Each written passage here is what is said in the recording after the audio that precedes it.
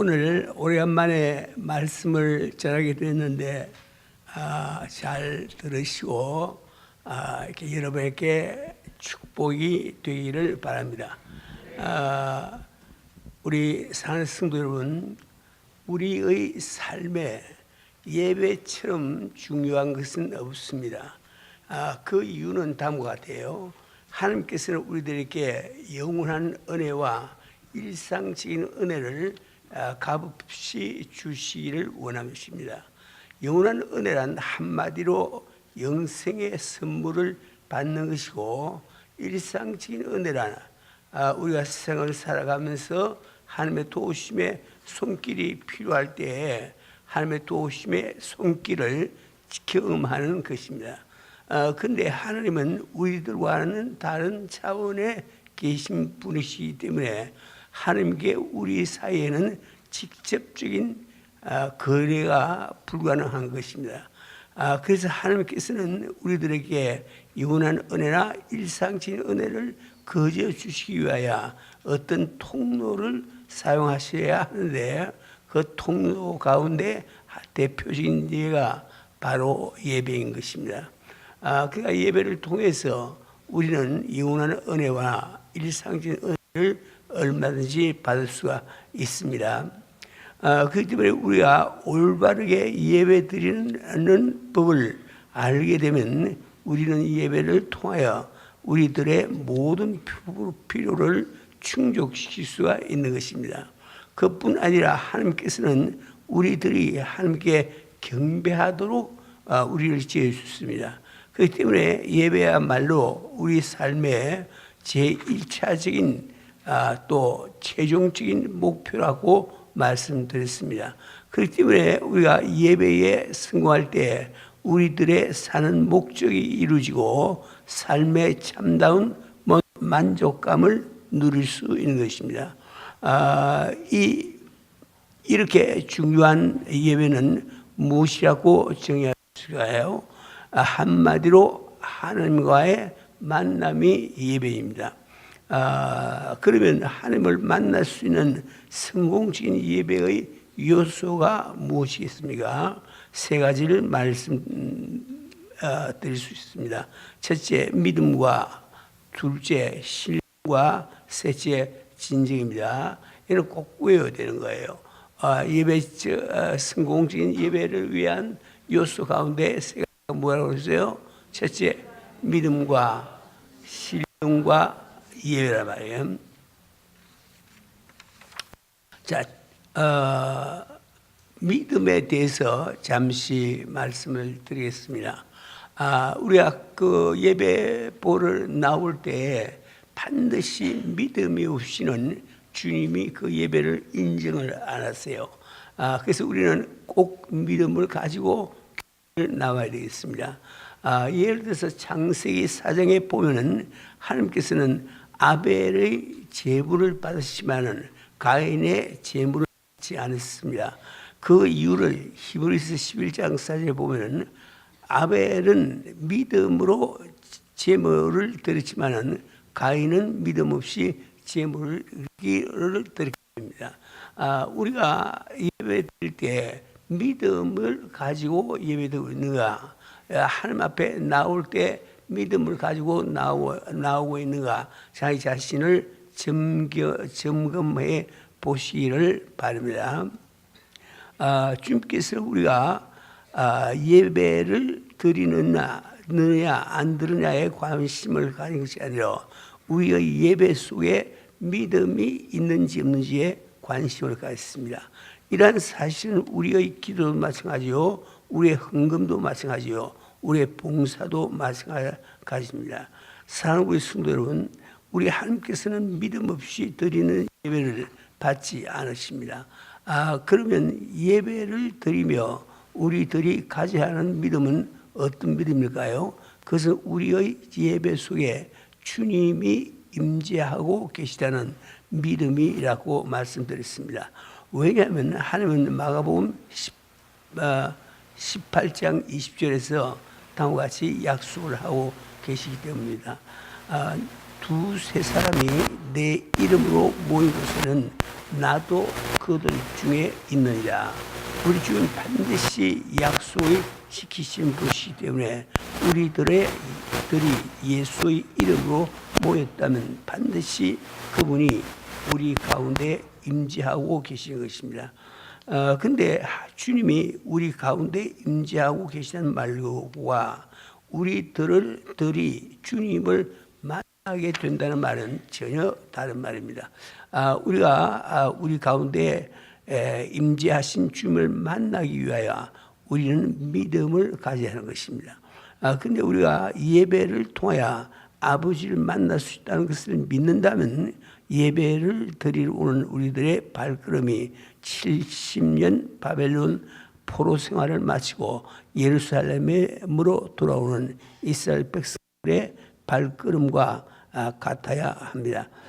우리가 예배를 통하여 아버지를 만날 수 있다는 것을 믿는다면 예배를 드리러 오는 우리의 발걸음이 절기 때 예루살렘으로 돌아오는 이스라엘 백성들의 발걸음과 같아야 됩니다. 이스라엘 백성들이 이방에 흩어져 살 때 이스라엘 백성들은 이방인들과 별로 다른 것이 없습니다. 이방인이 밥을 먹을 때 이스라엘 백성들도 밥을 먹어야 하고 이방인이 잠을 잘 때 이스라엘 백성들도 잠을 자야 하는 것입니다. 그러나 절기 때가 되면 다릅니다. 이방인은 절기 때에 찾아갈 수 있는 하나님의 안 계시지만은 이스라엘 백성들에게는 찾아갈 수 있는 하나님이 계시다 말이에요. 우리도 또 마찬가지입니다. 우리가 세상에서 살아갈 때 우리들이 세상 사람들과 별로 다른 것이 없습니다. 세상 사람들이 돈 벌 때 우리도 돈을 벌어야 하고 세상 사람들이 화장실에 갈 때 우리도 화장실에 가야 하는 것입니다. 그러나 주일이 되면 다릅니다. 세상 사람들은 찾아갈 아버지가 없지만 우리들에게는 찾아갈 아버지가 분명히 있지 않습니까? 그래서 예배 드리러 오는 우리 성도들의 발걸음은 기대와 흥분과 기쁨으로 가득 차야 하는 것입니다. 우리 사랑하는 성도 여러분, 이제 성공적인 예배의 두 번째 요소인 신령에 대해서 말씀을 드리겠습니다. 오늘 본문에서 주님이 말씀하신 것처럼 성공적인 예배의 두 가지 요소는 바로 신령과 진정이라고 말씀하고 계십니다. 이것은 음식을 만들 때 들어가야 하는 재료와 같은 것입니다. 우리가 된장, 두부 된장찌개를 끓이면 반드시 두부와 된장이 들어가야 하는 것처럼 성공적인 예배는 신령과 진정이 있어야 된다는 것입니다. 그러면 신령으로 예배 드린다는 뜻이 무엇일까요? 여기 신령이란 단어는 히라브로 뉴마티코라고 이야기합니다. 이것은 영적인 것으로 있는 뜻이에요. 근데 우리가 한 가지 혹기하는 것은 영적인 것으로 이게 무슨 뜻인가 이걸 잘 알아야 됩니다. 하나님께서 우리를 처음 지어주실 때 우리를 영과 혼과 육으로 지어주시단 말이에요. 우리가 그 영을 통해서 하나님의 뜻을 깨닫고 그것을 혼에다가 지시해 주면 혼이 육체에다가 이야기를 해서 우리 영혼을 싣고 어디를 가게 돼 있습니다. 근데 원래 영에는 두 가지 특성이 있습니다. 첫째, 영은 하나님에게 속한 것입니다. 둘째, 영은 제한받지 아니하고 자연스럽습니다.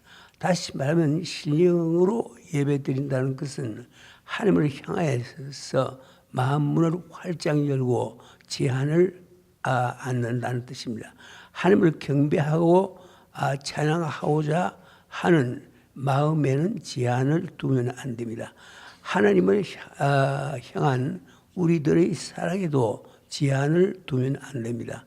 하나님의 은혜를 사모하며 그 분의 도우심의 손길을 간구하는 마음에도 제한을 두지 않는다는 뜻입니다. 그러면 진정으로 예배를 드린다는 뜻이 무엇일까요? 원래 진정이라는 히라브 단어는 알레테이아라고 이야기합니다. 이것은 진리, 본 진실이라는 뜻입니다. 그러므로 대부분 진정으로 예배를 드린다는 말을 성경 말씀을 조차 예배를 드린다는 말로 해석들을 합니다. 물론 예배는 성경 말씀대로 드려야 합니다. 그러나 여기서 알레테이아는 우리나라 말로 번역된 대로 진정으로라는 뜻으로 해석하는 것이 보다 좋을 것 같습니다. 무슨 말일까요?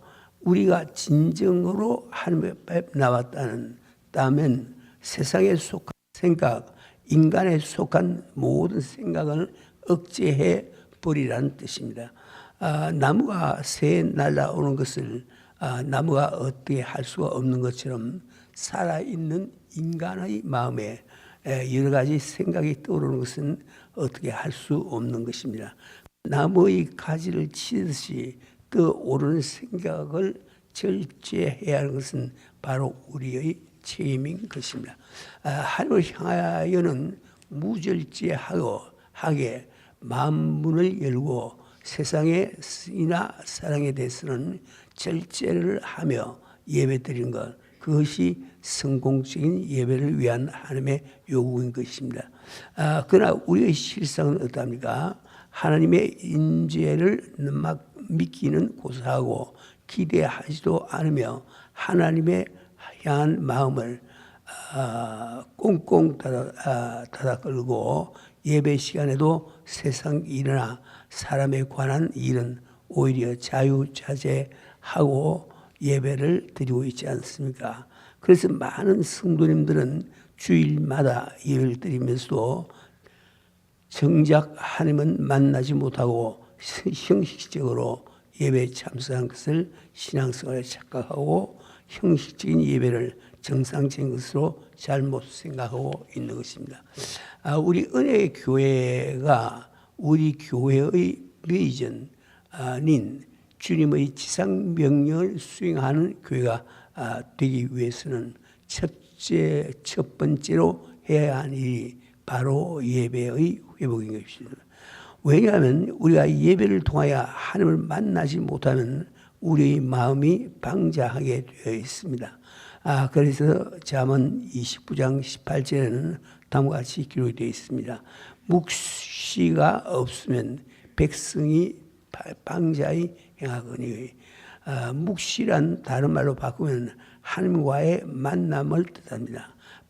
방자하다는 말은 하나님의 뜻과 관계없이 인간의 생각대로 행하는 것을 말합니다.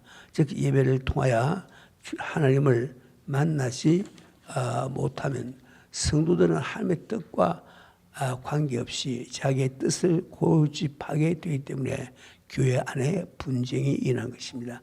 그렇기 때문에 우리 성도님들은 자기 자신을 위하여 또한 교회를 위하여 성공적인 예배를 드리고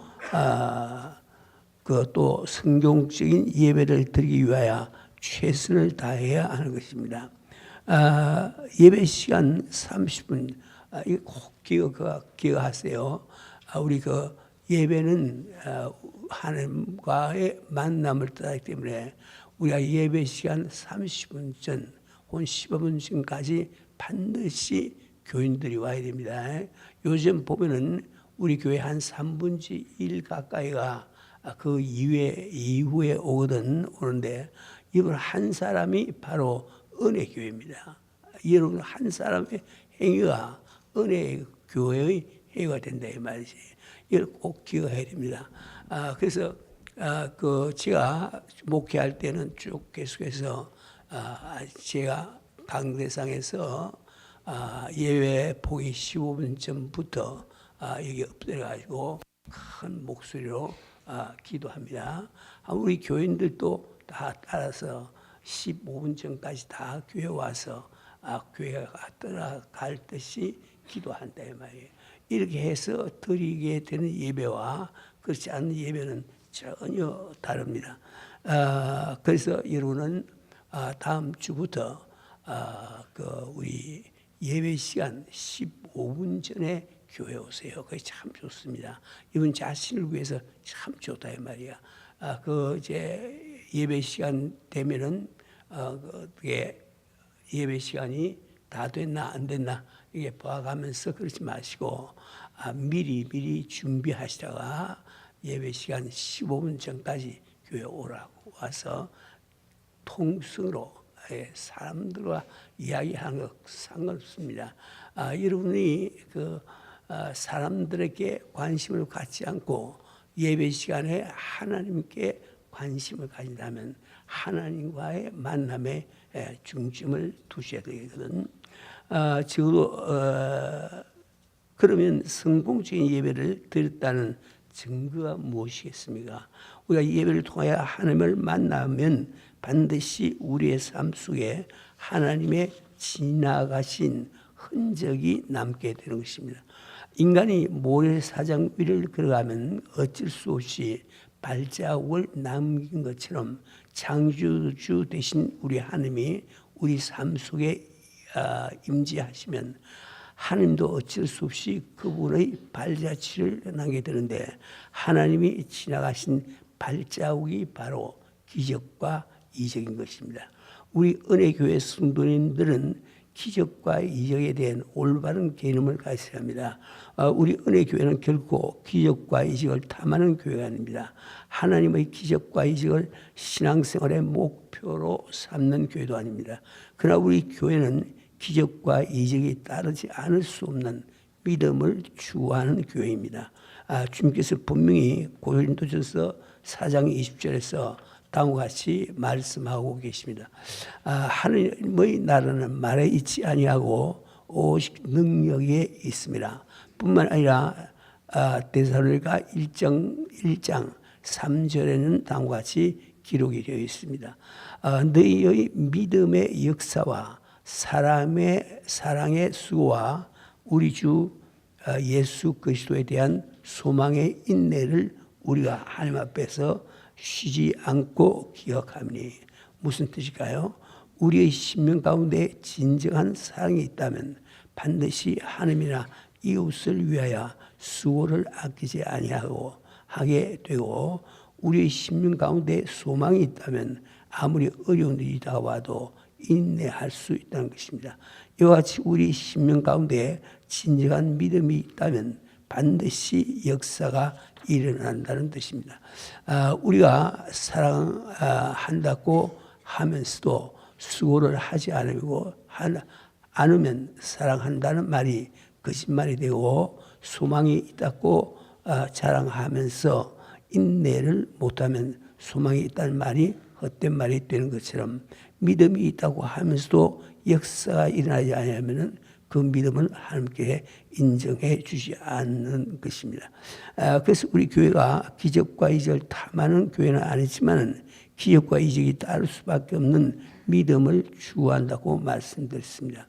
기적과 이적은 하나님께서 피조계를 지나가신 흔적도 같은 것입니다.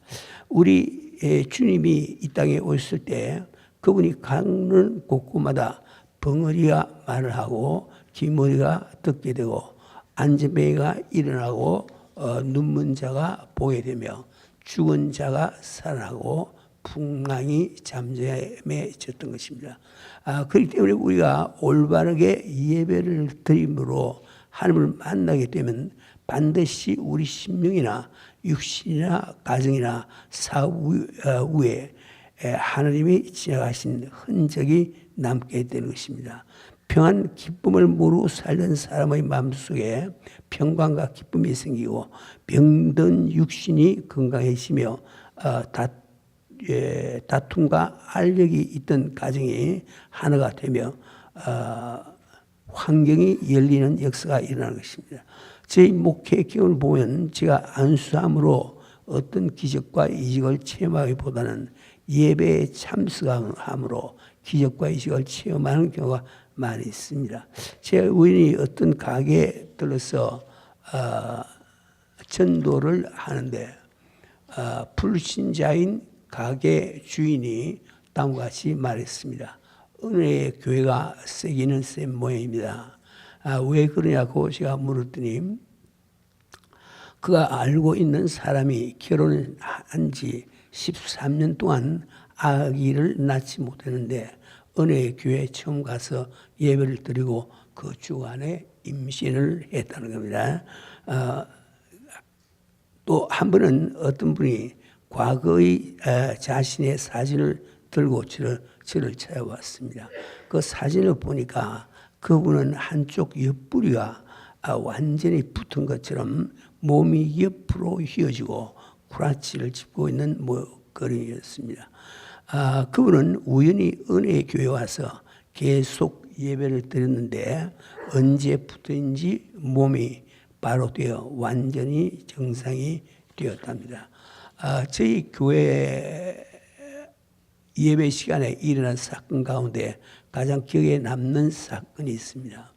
오래전에 우리 교회는 40살쯤 된 형제분이 전도를 받고 처음 교회를 나왔습니다. 그 은혜교회 두 번째 나온 주일 저녁에 가정교회 예배를 드리면서 성령을 받고 방언을 받았습니다. 그 후로 그분은 시간만 있으면 교회에 와서 강대상의 앞에 엎드려 황소울음을 울면서 기도를 하는 것이었습니다. 한 번은 제가 그분을 불러서 무슨 제목으로 그렇게 열심히 기도하는지 물었습니다. 그는 다음과 같이 말했습니다. 그는 월남에 가서 20년을 살면서 17년 전에 현재의 월남 부인과 결혼을 하게 되었답니다. 그리고 아들 둘, 딸 하나가 낳고 월남에서 미국이 패전하고 자기가 다니던 미국에서도 문을 닫고 미국으로 철수하기 때문에 자기도 가족들과 함께 미국으로 이민을 오게 되었답니다. 근데 자기는 은혜를 받고 내일이라도 주님이 오시면 하늘나라에 들려 올라갈 텐데 영어도 못하고 한국말도 못하는 자기 처는 아이들을 데리고 자기 없이 미국 땅에서 어떻게 살 것인지 그것이 걱정이 되어서 가족들의 구원을 위해서 기도하고 있다고 말했습니다. 약 한 달 후 중고등부 수양회에서 세 자녀들은 성도 받고 방언도 받았습니다. 이제 내 식구와 어머니와 아내를 위해서 기도를 시작했습니다. 근데 그 월남 안에는 월남의 종교인 어떤 불교의 종파의 전도사 정도 되는 분으로 방마다 우상을 모시고 식사 때마다 밥상을 차려서 각 방에 들어가서 그 상 앞에 가져다 놓고 절을 하는 사람이라고 했습니다. 이제 내 식구와 그 자매를 위하여 기도를 시작하니 그 자매는 영적으로 너무 고통을 받았고 호소를 한답니다. 어떤 때는 그 자매가 집안에 없어 사방을 찾아보면은 좁은 마루 및 공간이 들어서 웅크리고 떨고 있었답니다. 어느 날 남편 되신 집사님이 저를 찾아와서 울면서 말했습니다. 아내가 자기에게 호소하기를 제가 견딜 수가 없으니 당신이 정말 나를 사랑한다면 예수를 버리거나 안 그러면 이혼을 해달라고 하더랍니다. 그 집사님은 아내를 지극히 사랑하는지 울면서 일을 어떻게 하냐고 물었습니다. 저 그 남편에게 집에 가서 아내에게 다음과 같이 말하라고 공고했습니다. 예수님은 나의 생명이기 때문에 절대로 버릴 수 없다. 그러나 내가 당신을 너무 사랑하기 때문에 이혼을 해주겠다. 그러나 우리가 17년 동안 함께 살아왔는데 살을 붙이고 살아왔는데 당신의 남편이 믿는 예수가 어떤 분인지 교회를 한 번만 나가보고 이혼하자. 그러면 아내가 분명히 교회를 따라 나올 것이니 우리는 열심히 기도하자고 말했습니다. 그 다음 주일날 그 월남 부인이 교회를 처음 나왔는데 주님의 기적이 일어났습니다. 나중에 그 자매는 다음과 같은 간증을 했습니다. 자신이 교회에 들어와서 의자에 앉는데 강대상에 뒤에 있는 큰 나무 십자가가 다이아몬드와 같은 각종 보수로 만들어진 것처럼 총 천년색으로 휘황찬란하게 보이는데 그 무거운 십자가가 아무런 줄도 없이 공중에 떠 있더랍니다. 그 자매는 저렇게 무거운 십자가가 어떻게 아무런 지탱도 없이 받지 않고 공중에 떠 있을까 하고 궁금이 여기는데 그날 저는 분명히 한국말로 설교를 했는데 제가 한 설교가 자기 교회는 월남말로 들렸답니다. 그 자매는 깜짝 놀라서 집으로 돌아오면서 내가 한 설교 내용을 월남말로 남편에게 말해 주더랍니다. 그 자매는 너무 신기하여 그 다음 주일에 다시 교회로 나왔는데 그날도 제 설교가 월남말로 들리더랍니다. 그 월남 부인은 너무 놀라서 예배 후에 제 사무실에 와서 기도를 받을 때 성령이 임하시고 방언까지 받았습니다. 지금도 그 부분이 어느 월남 교회에서 주님을 잘 섬기고 있다고 들었습니다. 사랑하는 우리 성도 여러분, 우리가 믿음과 신령과 진정으로 예배를 드리면 예배를 통하여 주님을 만나게 되고 주님을 만나게 되면 주님은 반드시 그분이 지나가신 흔적을 여러분의 삶 속에 남기는 것입니다. 사랑하는 우리 성도 여러분, 여러분이 있도록 귀중한 예배를 성공적으로 드릴 수 있도록 최선을 다하시기 바랍니다. 그런데 우리가 예배를 통하여 하나님을 만날 때도 두 가지 경우가 있습니다. 여러분이 옛날 로마 시대 영화를 보면은 장군들이 전쟁에 나갔다가 돌아와서 황제를 아련하는 장면을 보게 됩니다. 어떤 장군은 전쟁터에 나와서 적군을 다 물리치고 부하들을 건드리고 봉우당당하게 로마에 입성하면 지나가는 길가에 2층 창문에서 기부인들이 꽃잎을 뿌리면서 환영을 하고 장군은 의연하게 그 환영을 받으며 입성합니다. 그리고 높은 제단에 당당히 올라가서 그곳에 있는 보좌에 앉아있는 황제에게 오른손을 가슴 위에 얹고 한쪽 무릎을 꿇고 황제를 아련하는 장면을 보게 됩니다. 그 반면에 어떤 장군은 전쟁터에 나가서 패신을 하고 부하들을 다 잃고 깃발은 찢어지고 느틀거리고 갑옷도 찢어지고 구멍이 난 옷을 입고 초라한 모습으로 계단으로 와서 면목 없는 표정으로 황제를 배우는 경우도 있습니다. 우리도 마찬가지입니다. 일주일 동안의 삶 속에도 하는 신앙생활을 하다가 주일날 주님을 만나 배우는 성도의 마음과 일주일 동안의 삶 속에서 실패만 거듭하다가 주님을 만나는 성도의 마음은 전혀 다른 것입니다. 사랑하는 우리 성도 여러분, 여러분의 평소의 삶 속에서 경건 생활에 힘쓰는 이유 중 한 가지가 여기 있는 것입니다. 사랑하는 우리 성도 여러분, 예배를 통하여 하나님을 배우는 사실을 귀하게 여기시다면 평소에 기도에 힘쓰시기를 바랍니다. 매일의 삶 속에서 성경을 읽으시기를 바랍니다. 그리고 매일의 삶 속에서 오이코스 전도의 최우선순위를 두시기를 바랍니다. 그리고 덧붙여 예배 중에서 찬양의 중요성을 꼭 깨달아야 됩니다. 원래 예배를 구성하는 요소들이 있습니다. 예를 들어 찬양, 기도, 말씀, 고백, 성경 봉독, 설교, 회개, 헌금 등등입니다. 그런데 예배에서는 어떤 순수로 예배를 드리라는 말씀이 없습니다. 우리는 그 나라의 예배의 목적에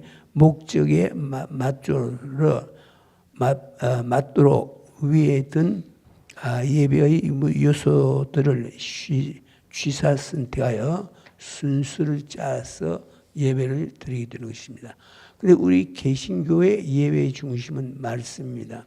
그래서 우리 목사들은 설교 준비를 위하여 10시간, 20시간을 소모를 합니다. 근데 아무리 좋은 씨를 뿌려도 그 씨가 옥토에 떨어지지 않으면 아무 소용이 없는 것입니다. 길가에 떨어지지 않는 씨앗은 새가 와서 쪼아 먹어버리고 돌 자갈밭에 떨어지는 씨앗은 금방 싹이 나지만은 뿌리가 얕아서 강한 햇빛이 비치면 금방 실어버리고 가시덤불에 떨어진 씨앗은 싹이 나지만은 가시덤불 기호에 눌려서 죽어버리게 됩니다. 이것은 주님의 말씀입니다. 그런데 일주일 동안 세상에서 살다가 주일날 교회에 나오시는 성도님 중에 옥토와 같은 심령으로 나오시는 분이 거의 없습니다. 그런데 일반적으로 목사님들이 성도의 마음을 옥토화로 변화시키지 않고 말씀이라는 씨앗을 뿌리기 때문에 열매를 맺지 못하는 것입니다. 말씀이 열매를 맺는다는 말은 말씀으로 말미암아 삶의 변화가 온다는 뜻입니다. 그런 상도들의 마음을 옥토와 같이 변화시킨다는 뜻이 무엇이겠습니까? 생명이 옥토와 같다는 말은 우리의 정서와 관계가 있습니다. 그런데 우리의 정서와 밀접한 관계를 가진 것이 바로 찬양입니다. 왜냐하면 찬양은 음악이기 때문입니다. 그렇기 때문에 찬양은 그 자체가 예배인 동시에 성공적인 예배를 돕는 가장 좋은 수단인 것입니다. 우리 교회에서 예배 시간에 첫 번에 부른 찬양은 예배를 위한 준비가 아니라 그 자체가 예배이면서 동시에 여러분의 심령을 옥토로 변화시키는 가장 좋은 수단이기 때문에 여러분이 이 찬양 시간에 마음껏 찬양을 드려 비로소 여러분의 심령의 말씀을 받을 준비가 되는 것입니다. 여러분 이제 우리 교회에서 이렇게 예배 전에 이렇게 찬양을 부르죠.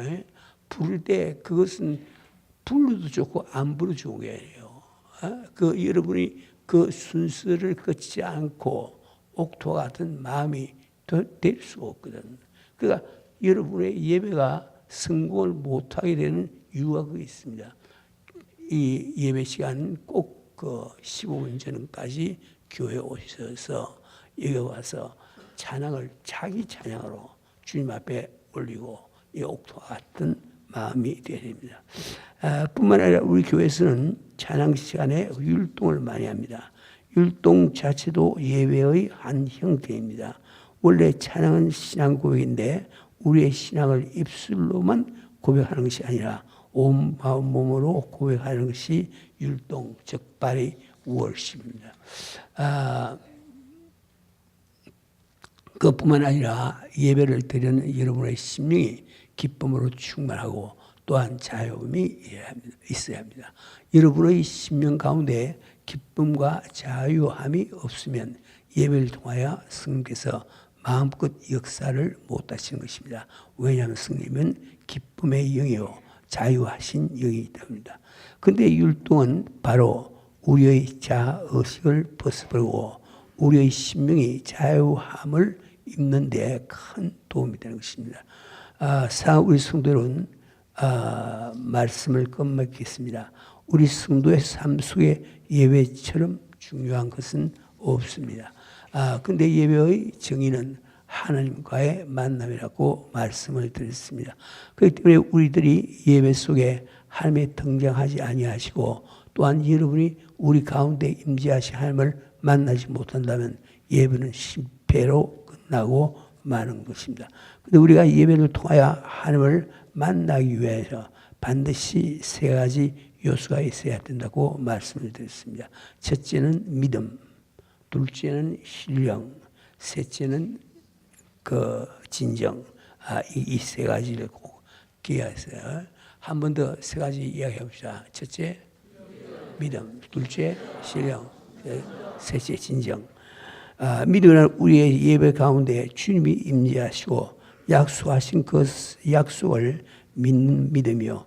신령이란 하나님을 향하여 우리의 마음을 활짝 여는 것이요. 진정은 예배 시간에 우리의 마음에 떠오르는 세상 생각이나 인간에 속한 생각을 절제하는 것이고 말씀드렸습니다. 또 하나님을 만나게 돼 기쁨으로 만나기 위하여 평소의 삶 속에 경건 생활에 힘쓰기 바랍니다.